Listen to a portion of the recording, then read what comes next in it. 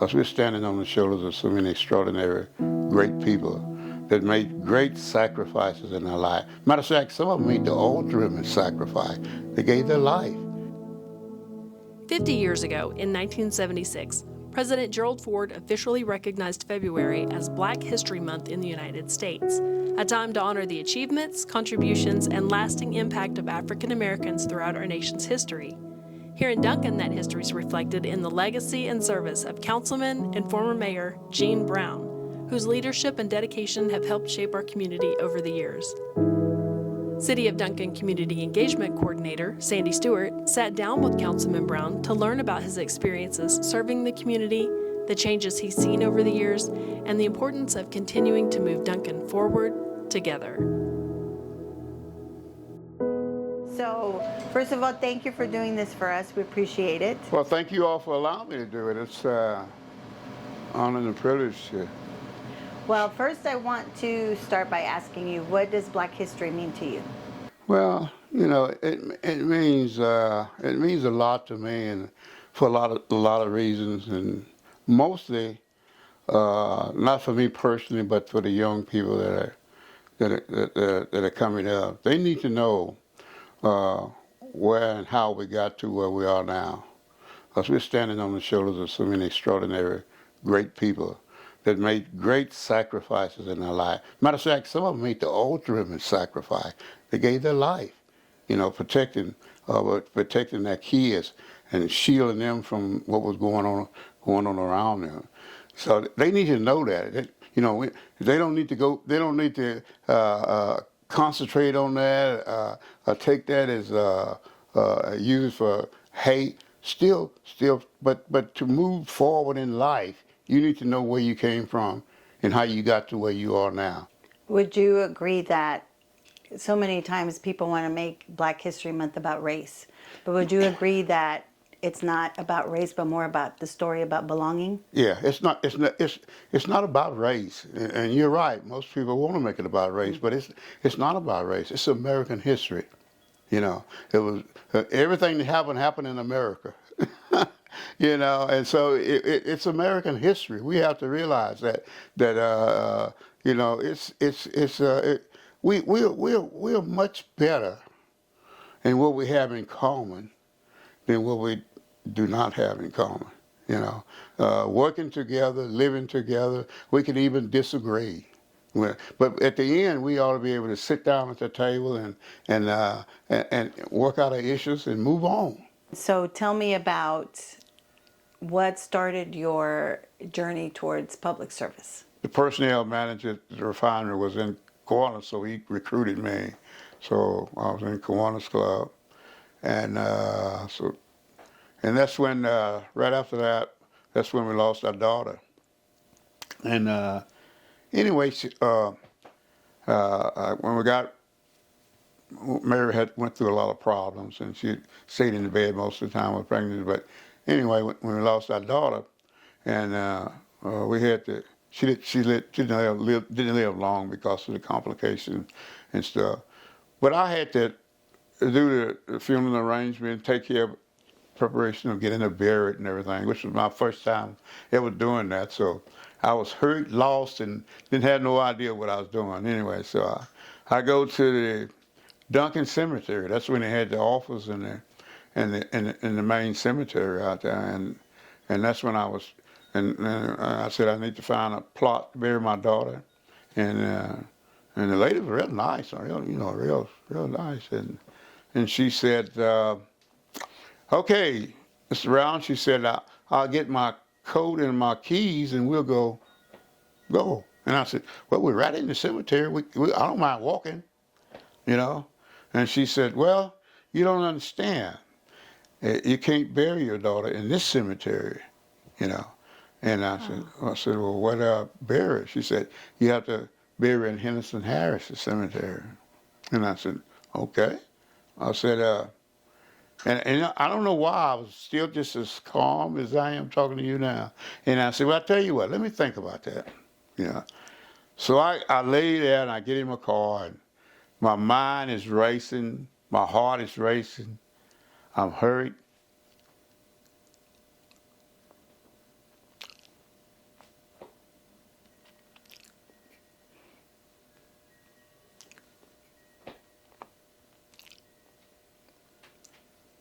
But I thought about what my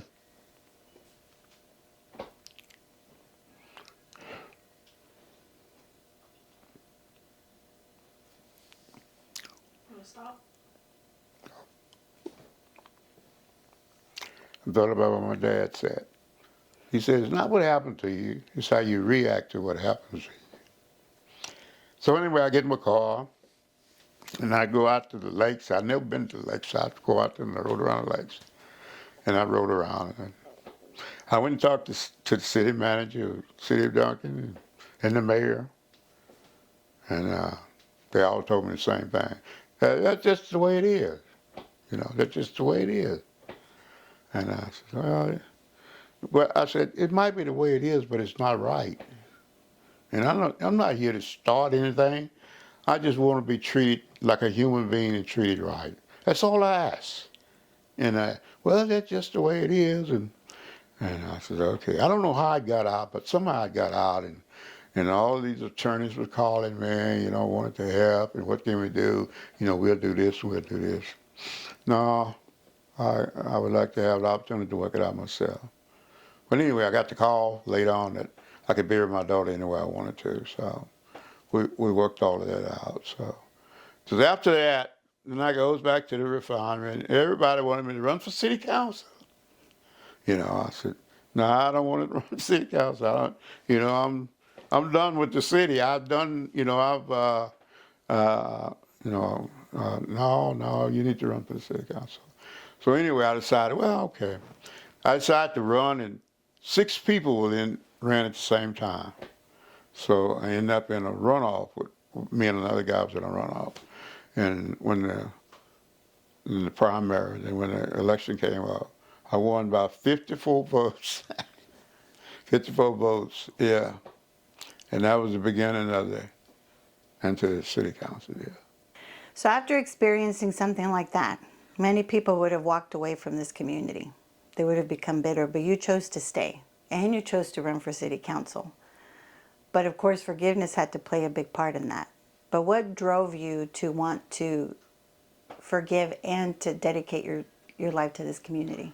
Well, you know, it's easy to sit back and just let things happen and not get involved. But you pay for it down the road. You know, it's better to get involved. It would have been hard for me to complain about that and not get involved myself. I've served under 8 different mayors, 9 counting Robert now. But I served under 8 different mayors and while on the council. And I learned something from each one of them. So many guys. Well, Al Henshaw was one of these people that he was always involved in everything. You know, if he wasn't going to a meeting, he was coming from one. You know, he would call me up and said, let's go to lunch. You know, he said, now, you know, he said, I'm not running for mayor anymore. He said, but you are. I said, I am? You know, you are. Yeah, you know. And he was really the one that pushed me across that line, you know. So tell me a little bit about what was going through your mind the night that you were elected mayor. Oh my God, the night that you know, it was so. At first, it took a while for it to really sit in, you know, and I thought, man, you know, yeah, I'm used to being on the council. I know what that's like, but now, you know, I'm going as mayor. You know, when on the council you represent a ward. You know, you represent the whole city in certain ways, but you're responsible for that ward. You know, you report to the people in the ward. But now the whole city, you know, and what goes on in the city, and how it goes on in the city, you know, and where do you go? You know, will you be accepted? Will you be able to do a good job? You know, that was all that's going through my mind. You know, and What actions can we take as an individual to become bridge builders? stand up, be counted. Stand up and be counted. your ideas and your thoughts known. So many of us won't see anything. We know it's wrong, but we won't see it. And let me I gotta tell you this.